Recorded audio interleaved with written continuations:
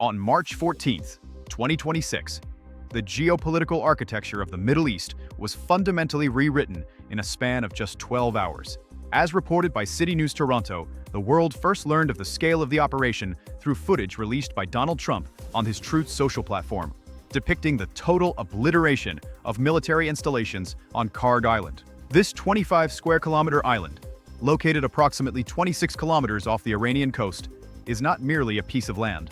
It is a fortress that guards 90% to 95% of Iran's total crude oil exports. According to military analyst Max Afterburner, the operation, dubbed Epic Fury, involved over 90 high-priority targets. The objective was surgical, to remove the teeth of the Iranian Revolutionary Guard Corps, IRGC, without yet puncturing the lifeline of the oil terminals. This distinction is critical because, as Al Jazeera English noted in their analysis, the U.S. is currently shifting from a purely military strategy to an economic maximum pressure campaign. By destroying naval mine storage facilities, missile bunkers, and command and control hubs, the U.S. has effectively neutralized Iran's ability to protect its most valuable asset, leaving the oil infrastructure as a massive, undefended bargaining chip on the global stage. The sheer volume of fire delivered during this raid serves as a testament to the evolution of American long-range strike capabilities. As detailed by Max Afterburner, the mission utilized the combination of B-2 Spirits stealth bombers and F-35 Lightning IIs to deliver a gut punch to Iranian logistics. These weren't just random bombings. They were targeted strikes against the specific infrastructure that allowed Iran to choke the Strait of Hormuz.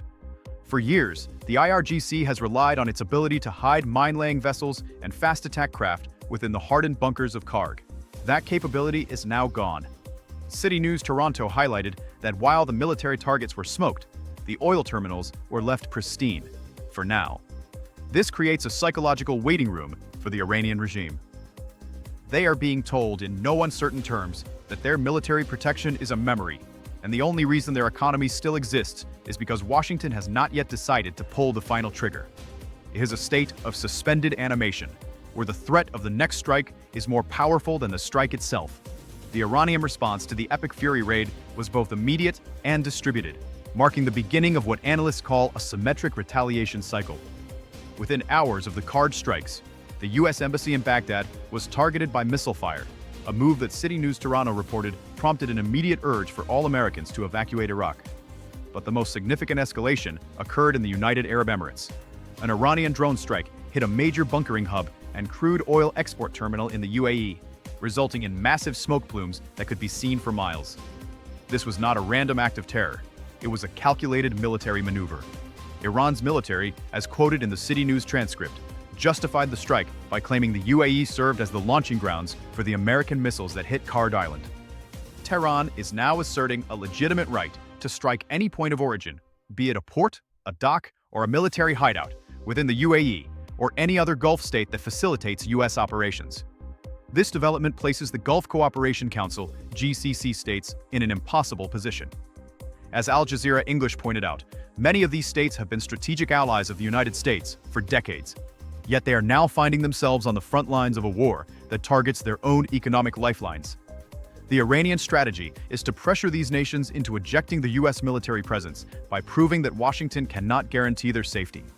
Max Afterburner noted that despite the U.S. having destroyed nearly 90% of the Iranian surface navy, Tehran is leaning heavily into asymmetric warfare. This includes the use of unmanned underwater vehicles, UUVs, and soft blockades where drone barges are launched sporadically to keep commercial insurance rates at prohibitive levels. As Al Jazeera's Zaidun al-Alqani emphasized, the U.S. currently lacks a clear strategic roadmap beyond the insistence on continued strikes, which creates a vacuum of uncertainty that Iran is more than willing to fill with chaos. As the conflict stretches into its third week, the economic angle is becoming the dominant narrative. Al Jazeera English explains that the strikes on Kharg Island have a massive ripple effect on China, which remains the top trader for Iranian oil. By crippling the military protection around Kharg, the U.S. is indirectly putting China's energy security in a vice. This is what many are calling the global resource trap. Every barrel of oil that doesn't leave Kharg is a barrel that China must find elsewhere, driving up global prices and stressing the industrial bases of America's competitors. Domestically, the impact has forced the Trump administration to invoke emergency powers. Max Afterburner detailed a growing civil war between the White House and the California government over the reopening of offshore drilling to stabilize the U.S. economy. While Governor Newsom condemns the move as an exploitation of the crisis, the administration views it as a necessary survival tactic in the face of the IRGC's attempt to turn the Gulf into a pile of ash. To counter the Iranian asymmetric threat, the U.S. is surging massive reinforcements. Max Afterburner reported the deployment of 2,200 Marines of the 31st Marine Expeditionary Unit aboard the USS Tripoli. These forces bring a unique capability, the short-field takeoff and vertical landing F-35B variants, which can operate from austere locations if regional bases are compromised by Iranian drone strikes. This surge is intended to bolster the integrated air power system that has been under constant pressure. Furthermore, the introduction of AI-driven underwater swarms, such as Lockheed Martin's Lamprey, represents a new phase of the war. These systems are designed to create a metal net under the sea, sniffing out Iranian mines and UUVs that the IRGC uses to maintain its soft blockade. As the IDF indicated in their briefing shared by Max Afterburner, we are witnessing a monotonic stage of systematic destruction, designed to leave the Iranian regime economically isolated and militarily deaf. The ultimate question remains: can the Iranian regime survive the total disassembly of its military and economic architecture? Despite 15,000 targets being hit across the mainland, the rhetoric from Tehran remains defiant. Max Afterburner highlighted the first public statement from the new supreme leader, Mojtaba Khomeini, who vowed to keep the Strait of Hormuz blocked until reparations are paid.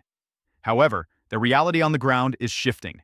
Reports of anti-regime protests are beginning to bubble up within Iranian cities as the population faces the reality of an economy with no export terminal. The U.S. strategy, as outlined by Secretary of War Pete Hegseth, is to avoid a massive ground invasion at all costs, opting instead for surgical scalpels, using special operators and long-range fire to decapitate the regime's high-value targets. This strategic pivot towards special operators and long-range fire to decapitate the regime's high-value targets represents a lethal refinement of American power. As Max Afterburner detailed, the deployment of the 31st Marine Expeditionary Unit isn't just about presence. It's about the integration of Tier 1 operators who are now moving into the black zones of the Iranian interior. These teams are reportedly utilizing the Ukrainian shield tactics, lessons learned from 3 years of fighting Russian-backed units, to identify and neutralize IRGC mobile missile launchers before they can even cycle their ignition. The goal is to create a persistent threat environment where no Iranian commander feels safe enough to pick up a radio or step outside a hardened bunker. This is the surgical scalpel in action, a method designed to bleed the regime's leadership dry while leaving the nation's infrastructure and its people relatively intact for a post-conflict transition. However, the internal pressure on Tehran is being amplified by the resource trap we discussed earlier. As Jazeera English reported from their studios in Qatar, the economic impact of the Kharg Island blackout is no longer just a statistic. It is a systemic failure. With 95% of Iran's oil revenue frozen, the Iranian rial has entered a hyperinflationary spiral that makes the 2022 crisis look stable. But the damage isn't contained to Iran. Because the CityNews Toronto reports confirmed that Iran is striking back at UAE and Saudi bunkering hubs, the global insurance market for maritime shipping has essentially collapsed.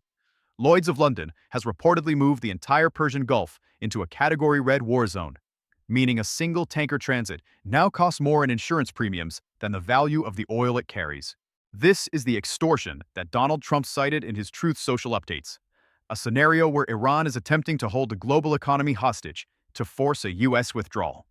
The technical breakdown provided by Max Afterburner suggests that the U.S. Navy is preparing to call Iran's bluff with a metal net strategy. We are seeing the first operational deployment of the Lockheed Martin Lamprey swarms, autonomous underwater drones that communicate via acoustic modems to map and eliminate the Iranian stealth minefields. These AI swarms are the countermove to the asymmetric tactics that have traditionally given Iran the upper hand in the Strait of Hormuz.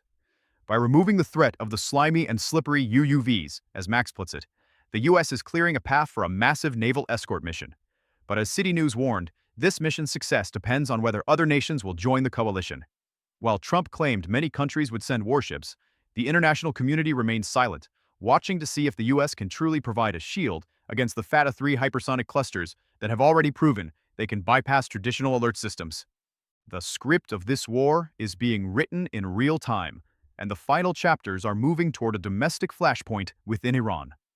Al Jazeera's analysts point out that the IRGC is now forced to choose between defending the borders or suppressing the anti-regime protests that are beginning to ignite in the Straits of Tehran and Isfahan. The U.S. strikes on Kharg Island have acted as a catalyst, stripping away the regime's ability to pay its security forces in anything other than worthless currency.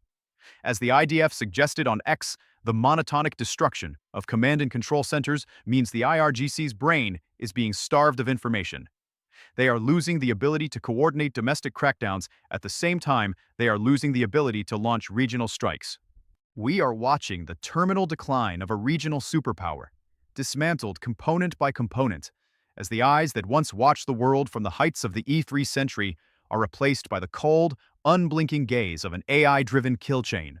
The final question for the 21st century is no longer if the US can win, but what the cost of winning looks like in a world where energy markets are shattered and regional alliances are rewritten in fire. As we watch the B-2 bombers return to their undisclosed bases and the 31st MEU prepares for Phase 2, the words of Zelensky echo with a new haunting weight. The drone debt is being collected, and the interest is a total realignment of global power. Whether this leads to a revolution of the free people, as Max Afterburner hopes, or a decades-long Vietnamization of the Gulf, remains the ultimate gamble of the 2026 conflict.